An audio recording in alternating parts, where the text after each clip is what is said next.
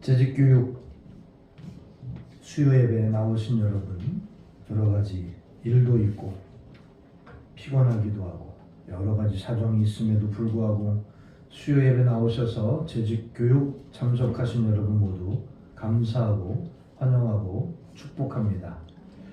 재직교육 1차 과정 사도행전 재직교육 5번째 시간입니다. 직분자의 자격에 대해서 말씀드리고 있는데 오늘 3번째 믿음 충만한 사람입니다. 직분자의 자격 중에 3번째 마지막 믿음 충만한 사람. 재직이 지켜야 할 4대 청지기 정신 교재 뒤에 있는 부분은 거기까지는 오늘 시간이 안 될 것 같고 오늘은 믿음 충만한 이 내용까지 하고 다음 주에 청지기 정신까지 하고 이번 교재를 마무리하겠습니다. 사도행전 6장 5절 말씀입니다. 다 같이 읽겠습니다. 시작. 온 무리가 이 말을 기뻐하여 믿음과 성령이 충만한 사람 스데반과 또 빌립과 브로고르와 니가고르와 디몬과 바메나와 유대교에 입교했던 안디옥 사람 니골라를 택하여. 아멘. 직분받은 사람 믿음이 충만해야 합니다. 왜냐하면 지금까지 말씀드렸던 내용들 중에 성령은 사람을 변화시켜서 일을 잘하게 만드는 힘이고 지혜는 바른 분별력을 가지고 일을 잘하게 만드는 힘이라고 한다면 믿음은 초자연적인 역사까지 일어나게 만드는 힘이기 때문에 믿음이 겨자씨 하나할 만한 믿음 가지고서도 산이 옮겨진다는 그 예수님의 말씀은 믿음의 파워에 대해서 말씀하신 거예요. 믿음이 그만큼 상상을 초월하는 결과를 일어나게 한다. 하나님의 역사를 나타나게 한다. 그리고 이 믿음이 또 중요한 것은요. 교회를 균형 있게 발전하게 하는 요인이기도 합니다. 교회는 성령의 힘, 지혜의 힘, 그리고 이 믿음의 힘까지 3가지가 딱 맞아 돌아가야 문제가 없습니다. 어느 한쪽에 치우치든지 아니면 서로 충돌한다라든지 아니면 어느 한쪽이 우월의식을 가지고 비난한다거나 주장한다라면 교회는 균형이 깨져버려요. 또 어떤 쪽이 너무 현저하게 부족하면 교회는 역사가 나타나기 힘든 상태가 됩니다. 예를 들어서 여러분 성령 충만만 강조하면서 어떤 은사 체험이나 어떤 뜨거움이나 열정만 내세워서도 안 되고 순복음교회가 초창기에 좀 치우치는 면이 없지 않아 있어서 제가 순복음 출신이지만 냉정하게 분석하면 초창기에 너무 그 집중력 강하게 하다 보니까 교리적인 면에서도 좀 오해가 있고 비판도 받고 또 순복음교단 내부에서도 좀 부작용이 일어나고 했어요.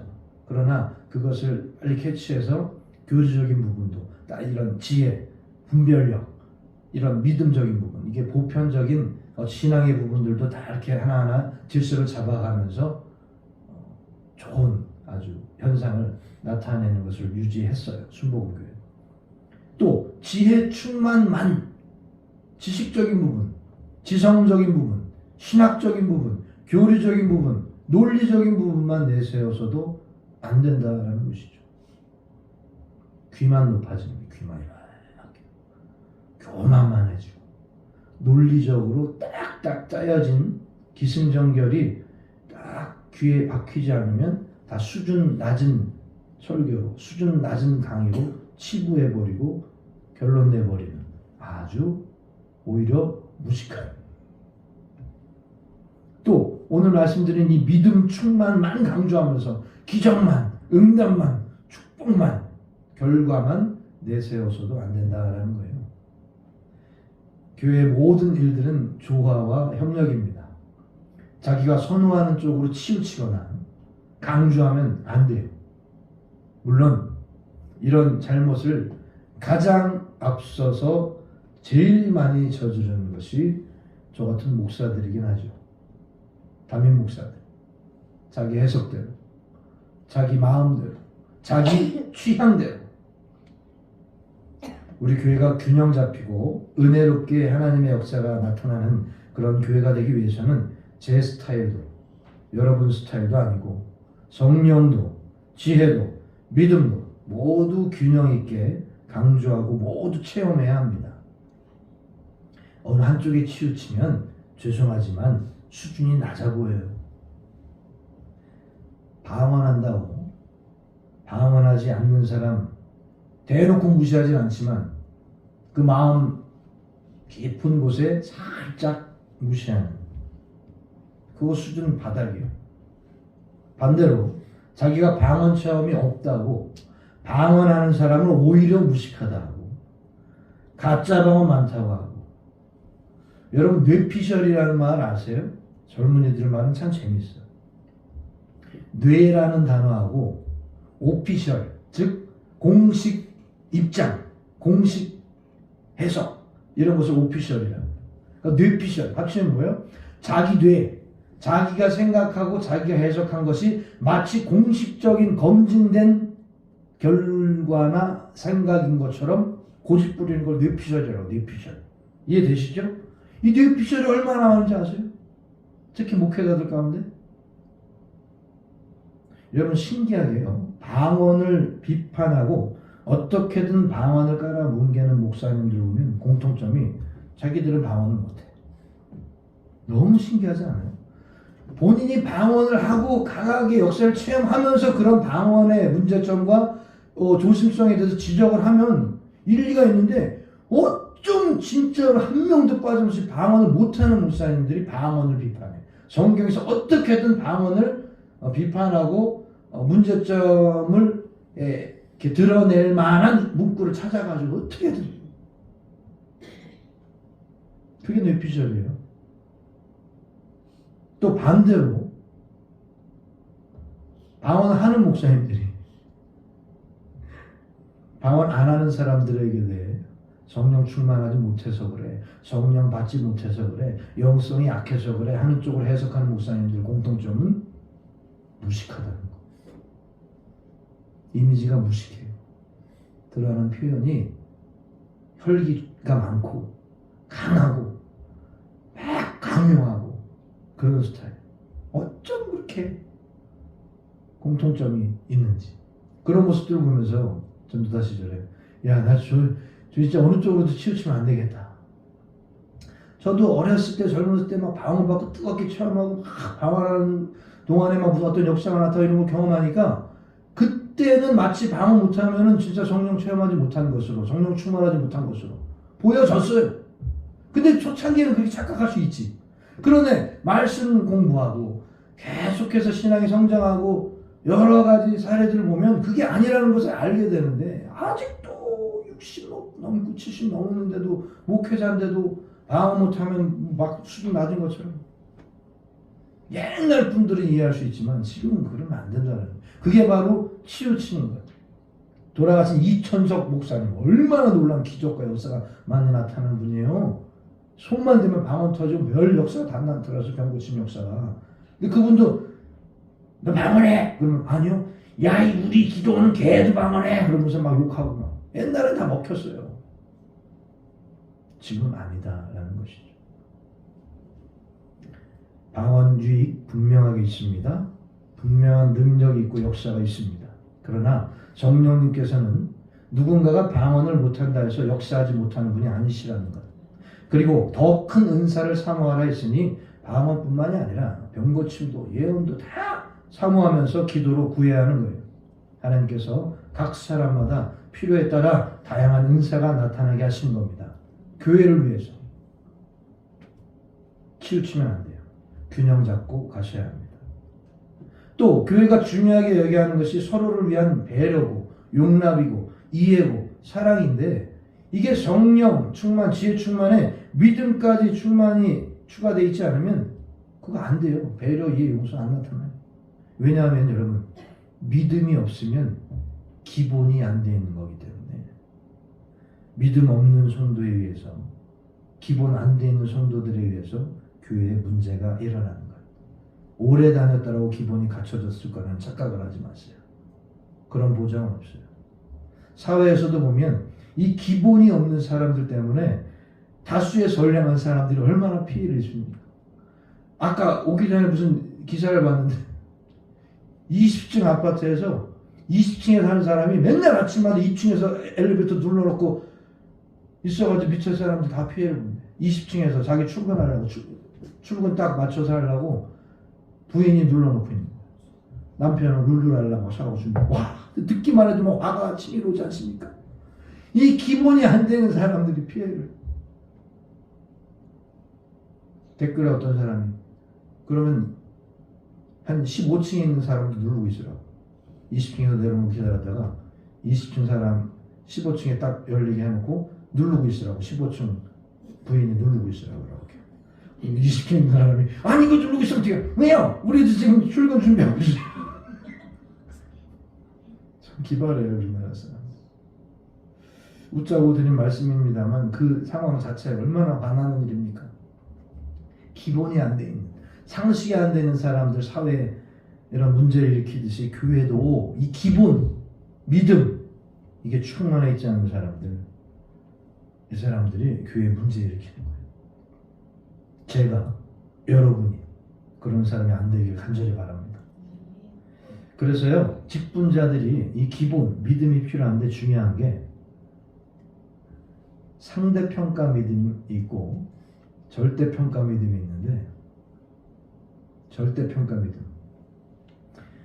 세상에서는 상대평가의 장단점이 있고 절대평가의 장단점이 있어요. 그래서 뭐 학교나 대학교나 뭐 이런 데서 상대평가로 시험 보는 경우도 있고 절대평가로 시험 보는 경우도 있고, 쉽게 말해서 상대평가는 1등부터 10등까지 점수 정해가지고 이렇게 변별하는 거예요. 절대평가는 기준이 있어, 기준이. 예를 들어서 80점이면 합격이다. 그러면 10명이든 100명이든 80점 맞으면 다 합격인 거예요. 믿음에 있어서는 절대평가 믿음을 가져야 한다는 것이에요. 믿음에 있어서만큼은 절대적 기준에 맞춰야 하기 때문에 그 절대적 기준은 50% 믿음이 아니라 100% 믿음이 되어야 한다. 왜냐하면요, 여러분 50% 믿음이라는 거는 뭐냐? 상황에 따라, 처지에 따라, 이유에 따라, 개인의 유익이 있고 없음에 따라 할 때도 있고 안 할 때도 있는, 순종할 때도 있고 순종 안 할 때도 있는, 참여할 때도 있고 참여 안 하고 미꾸라지처럼 빠져나갈 때도 있는, 이게 50% 믿음이에요. 상대적으로. 그러나 절대적 믿음, 즉 100% 믿음 기준에 충족하는 믿음은 절대적으로 하나님을 신뢰하기 때문에, 절대적으로 하나님의 말씀을 믿기 때문에, 하나님의 말씀이면, 그리고 하나님의 일이라면, 교회에게 교회 유익을 위한 일이라면 100% 순종하고 따르는 믿음, 그것이 절대평가 믿음이라고 부끄럽지만 이름을 붙여봤어요. 그럼 이런 절대적 믿음, 바꿔 말해서 믿음 충만이라는 것은 구체적으로 더 들어가면 어떤 것을 의미하는가? 큰 믿음입니다. 큰 믿음. 말씀은 믿음의 분량을 중요시합니다. 에베소서 4장 13절부터 14절 읽어보십시오. 시작.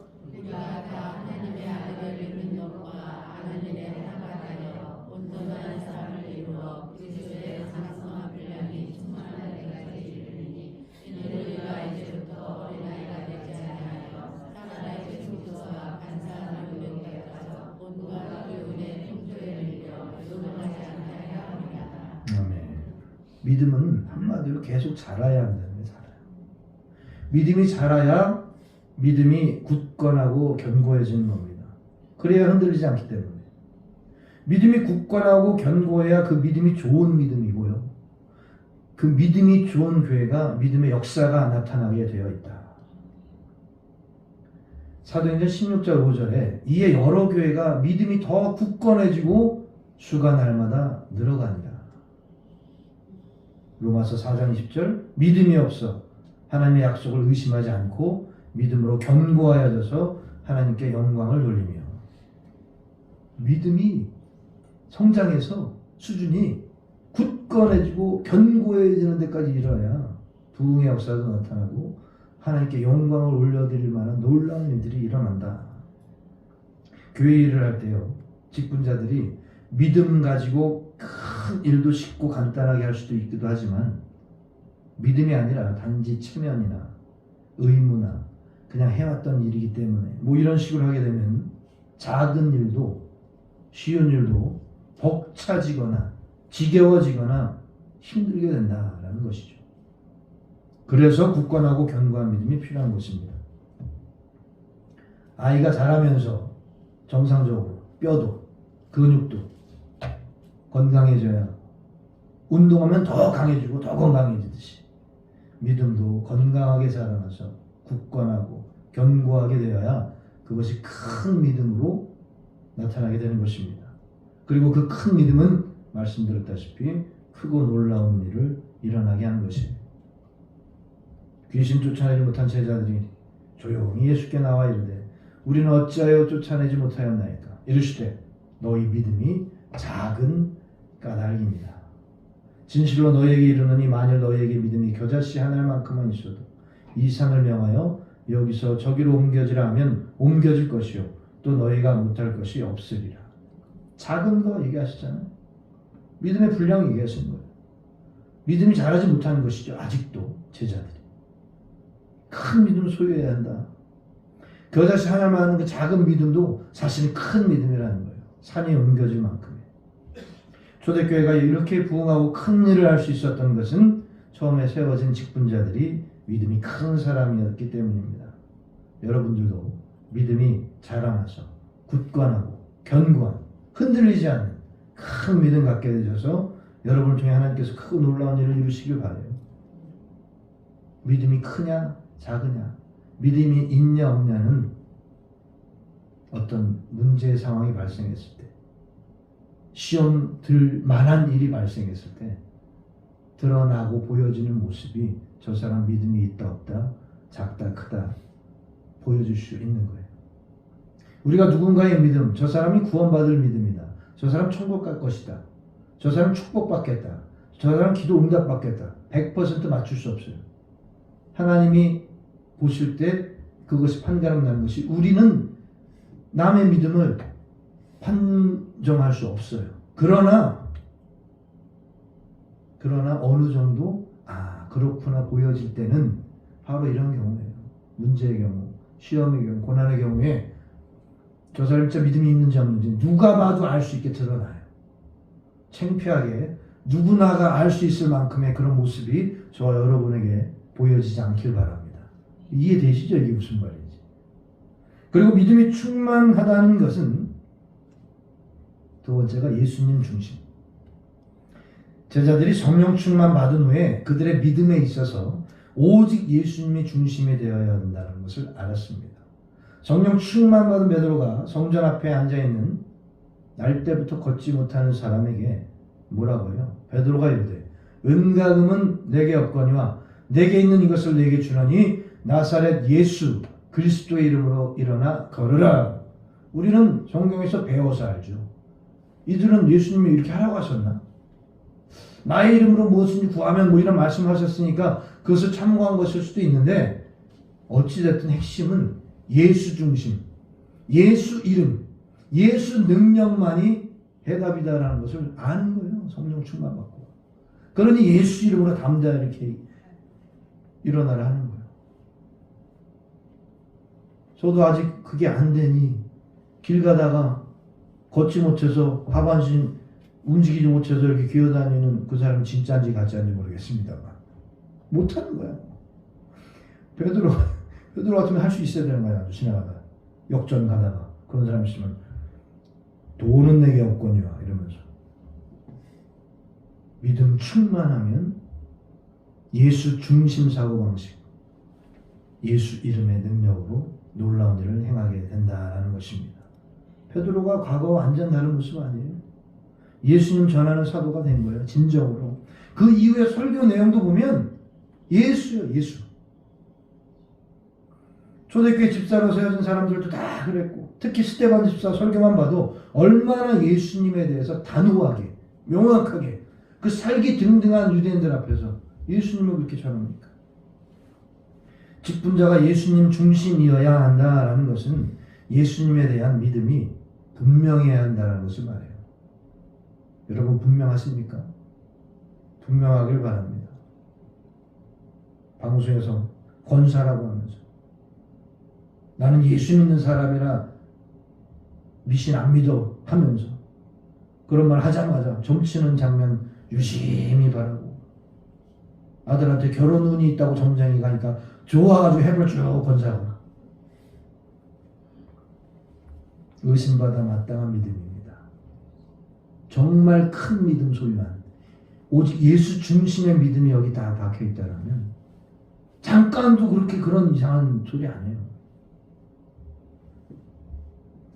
예수님이 자신에게 어떤 분이신가는 물론 예수님에 대한 고백과 믿음이 베드로처럼 스데반처럼 사도 바울처럼 중심이 되어야 하는 것이죠. 사도행전 1장부터 28장까지가 다 한마디로 예수님 증거하기 위해서 고난, 핍박, 죽음 다 당하면서 담대하게 자랑스럽게 믿음을 지켰다는 내용 아니에요? 그런데 오늘날의 교회가 우리가 예수님이 없는 교회, 예수님이 없는 사역, 예수님이 없는 공동체, 예수님이 없는 사람들이 일을 하려고 하니 그거 어떻게 돼요? 여러분만큼은 재직으로서 예수님에 대한 믿음이 분명하길 바랍니다. 명확하길 바라요. 그게 바로 믿음 충만입니다. 오직 예수님이 모든 생각과 판단과 해석과 결정의 중심이 되어야 한다. 이 말씀이에요. 그러기 위해서 중요한 것이 있는데요. 예수님이 이 세상에 오신 목적을 알고 그 목적 그대로 닮는 재직이 되어야 합니다. 예수님이 오신 목적. 첫 번째, 하나님이 어떤 분이신지 우리에게 보여주시기 위해. 히브리서 1장 3절 말씀 시작.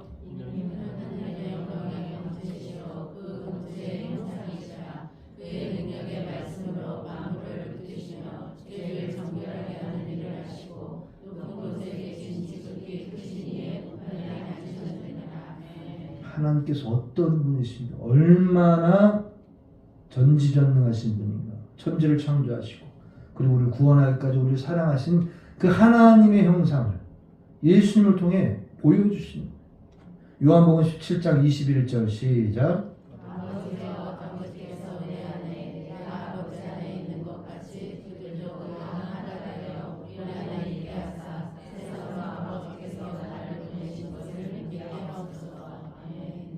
예수님 자체, 예수님의 모습 그대로 아버지께서 예수님을 우리를 구원하시기 위해서 보내셨다는 사실, 예수님을 통해 명확하게 보여주시기 위해서 오셨다. 이것이 예수님이 오신 목적. 두 번째는 세상에서 죄 해결하지 못하고 죄의 문제 해결하지 못하고 그냥 살다가 지옥 갈 수밖에 없는 우리들을 위해서 십자가에 못 박혀 돌아가시기 위해 오셨다. 빌립보서 2장 8절입니다. 시작.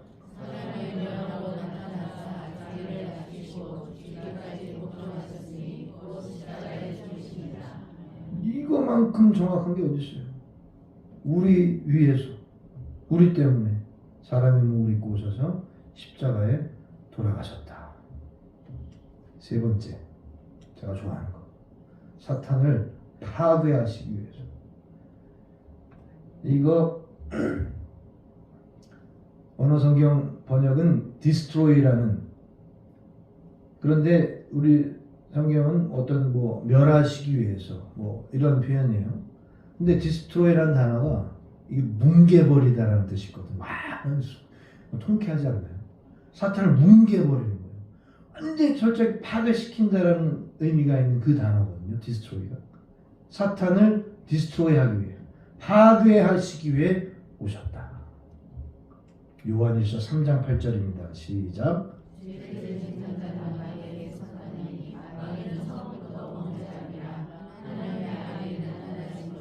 마귀를 멸하려 하십니다. 아멘. 여기 멸하려라고 번역된 게 디스트로이예요. 근데 나는 멸하려보다 뭉개버린다, 파괴시켜버린다가 너무 더 좋은 거예요. 그래서 사탄을 파괴하시기 위해 오셨다라고 제가 쓴 거예요. 네 번째는 어떻게 살아야 하는지, 예수 믿는 사람이라면 어떻게 살아야 하는지 본이 되시기 위해. 베드로전서 2장 21절입니다. 시작.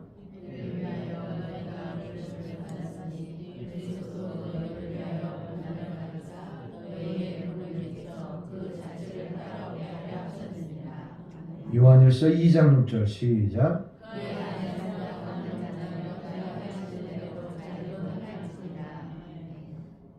예수님 따라 행하라는 거예요.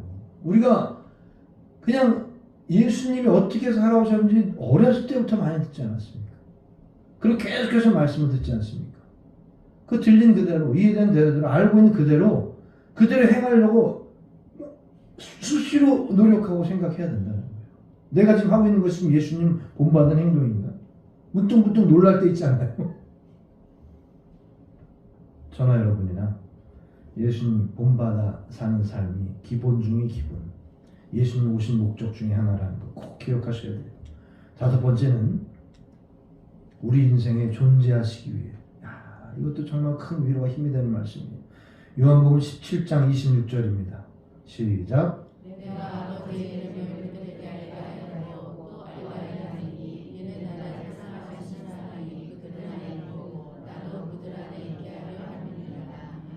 갈라디아서 2장 20절입니다. 시작.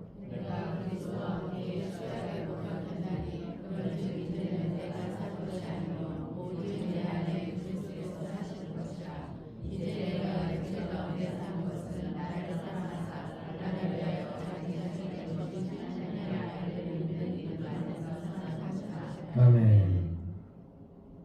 우리 인생에서 지금 현재 이 시간도 예수님께서 살아 움직이시고 일하시고 역사하시는 것, 그렇게 살게 하시기 위해서 오셨다라는 것입니다. 여러분, 이것처럼 예수님의 정신, 예수님의 마음, 예수님의 사명, 이런 것으로 우리가 충만하도록 예수님을 닮아가야 하는 것입니다. 그래서 교회뿐만이 아니라 가정에서, 일터에서, 직분자들을 통해서 사랑의 하나님이 나타나야 하고, 예수님의 십자가가 드러나야 하고, 마귀 역사가 박살나고 파괴돼야 하고, 예수님 본받은 모습이 보여져야 하고, 우리 인생에 살아 역사하시는 예수님의 능력이, 은혜가 증거되어져야 하고 세상에 보여져야 한다. 이런 직분자들 되시기 바래요. 마지막 믿음 충만이라는 것, 그 의미 세 번째는 교회를 위한 희생입니다. 믿음 충만한 사람은 교회 위해서 희생하게 되어 있다. 그렇죠, 여러분. 교회를 섬기고 봉사하는 것, 교회 일을 하는 것, 그 자체가 희생이에요. 희생입니다. 마태복음 16장 24절에 예수님 말씀 다 같이 읽겠습니다. 시작. 이에 예수께서 제자들에게 이르시되 누구든지 나를 따라오려거든 자기를 부인하고 자기 십자가를 지고 나를 따를 것이니라. 아멘. 자기를 부인하래요. 부인. 자기 옛사람, 죄성, 육적인 옛날의 본능, 이것뿐만이 아니라 자기 이기심, 자기 생각, 자기 주장, 자기 고집, 자기 스타일 해석 철저히 다 무시하고 굴복시키고 눌러버리라는 거예요. 교회와 성도들을 위해서라면. 야, 잘 안 되죠, 이게. 힘든 일이에요. 자동적으로 자기 스타일대로 해석하게 돼 있거든. 모든 일의 현상에 대해서. 그래서 훈련이 필요한 겁니다. 의지적으로라도. 이거 내 생각이지. 우리 주님이라면 이 일을 어떻게 보실까? 저도 예를 들어서 우리 교회에서 말고 예전에 뭐 누군가 엄청 믿고 막 미워, 진짜 막 때리고 싶어. 제가 잘하는 말 중에 야, 저 명치 한번 진짜 세게 때리고 싶어, 이런 말을 해본 적이. 명치 한번 세게 때리고 싶다. 그럴 때 문득 가만히 있자.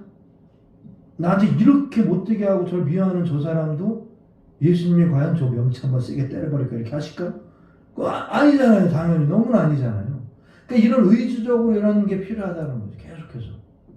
그러면 양심이 있는 신앙인이라면, 예수님을 진짜 믿는 신앙인이라면, 이 안에 성령이 계신 진짜 신앙인이라면 그런 순간에 힘들지만 이러면 안 되지 하고 이렇게 누르게 돼 있어요. 정상적인 신앙인이라면. 그거 필요하다는 거예요. 힘들어도. 힘들지만 하세요. 그게 주님 기뻐하시는 일이기 때문에, 주님이 오신 이유이기 때문에.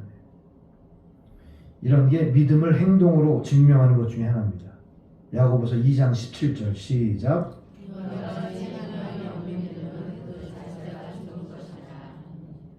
믿음 있다고 하면서 외부적으로 뭔가 드러나 보여지는 게 없으면 그 가짜라는 거예요. 의심받아 마땅한, 저거 구원받은 하나님의 백성이가 의심받아 마땅한 사람이라는 거예요. 정말 보여지는 게 없으면. 믿음을 행동으로 증명한 대표적인 게 초대교회 성도들이에요. 계속해서 초대교회 그래서 얘기하는 거 아니에요? 사도행전 2장 44절부터 45절 시작. 믿는 사람이 다 함께 있어 모든 물건을 서로 통용하고 또 재산과 소유를 팔아 각 사람의 필요를 따라 나누었으며. 물건을 다 같이 공유하고 나눠 쓰는 거예요. 저도 사실은 제 물건 막 공유하고 쓰는 거 싫어해요. 집에서도 제가 쓰는 볼펜통 따로 다. 그래서 이렇게 아내가 급하면 쓸 수도 있지. 쓰고 제대로 안 갖다 놓으면 만약에 그럴 수도 있지요. 근데 그럴 수도 있다고 생각하는데 내가 너무 쓰는 거야. 내 거는 딱 그래서 이렇게. 그래서 아내가 쓸만한 공간에다가 따로 탁탁탁 이렇게 해줘. 그래도 또 막 까다롭고 막 그런 성격 아닌 경우를 안 해도 어쩌다가 그 자기 공간에 제가 잘 해놓은 거 그거 안 쓰고 제 것도 쓸 수도 있잖아요. 그런데 싫어. 자 보세요. 복잡한 얘기지만 물건을 다 같이 공유하고 막 나눠 쓰는 거 어떤 성품에는 뭐 아무렇지 않은 분들 털털한 분들 있지만 보편적으로는 자기 거 공유하기 싫어해. 그것이 소중하고 귀중하고 비싼 것이면. 근데 단순히 볼펜 이런 따위가 아니라 초대교회 성도들이 귀하고 소중한 자기들의 소유까지 다 공용으로 썼다라는 거예요. 심지어 자기 재산 소유 다 팔아서 나눠주고. 이거 사랑이면서 동시에 희생이에요. 희생. 교회를 위해서 희생한 겁니다. 때로는 여러분 목숨보다도 소중한 게 물질인데 이런 말도 안 되는, 지금은 상상할 수도 없는 희생을 초대교회 성도들 한 거예요. 여러분 물건 다 같이 나눠 쓰자고 안 할게요. 여러분 아파트 건물 다 팔아서 제 발 아래 두라고 하지 않을게요. 그렇게 할 사람도 없겠지만 그저 교회를 위한 일이라면, 주님 기뻐하실 일이라면 그 일이 무엇이든 자기 유익, 생각, 고집, 판단, 해석 다 버리고 누르시고 희생하시기 바라요. 그런 사람이 믿음 충만한 사람입니다. 내 생각 버리고 내 판단 버리고 주님이 기뻐하시는 쪽으로 생각을 바꾸고 행동을 옮기는 그거 자체도 큰 희생이에요. 사도행전 직분자들은 성령 충만했고 지혜 충만했고 믿음 충만한 사람들이었습니다. 그래서 교회 일을 잘할 수 있었던 것이고 사도들과 같이 동역하면서 자기들의 직분을 영광스럽고 존귀하게 감당한 진정한 제자들이었습니다. 그리고 일꾼들이었고 주님의 종들이었어요. 이런 직분관을 가지고 저와 여러분이 다시 새롭게 마음을 다잡고 우리 주님을 위해서, 목양교회를 위해서 크게 쓰임받으시기 바랍니다.